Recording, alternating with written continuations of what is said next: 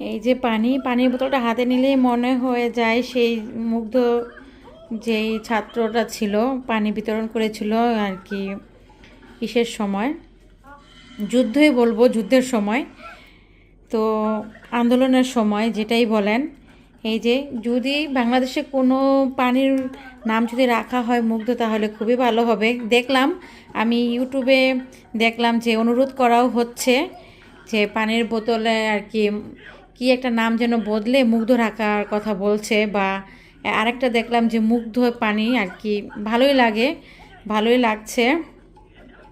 তো যদি এরকম হয় যে কোনো একটা আর কি স্মরণ হয়ে থাকবে, তাহলে যদি এরকম হয় তাহলে তো একদম স্মৃতির পাতা আর কি, সারা জীবনের জন্য সবাই আর কি ভুলতেই পারবে না এরকম একটা অবস্থা। যাই হোক,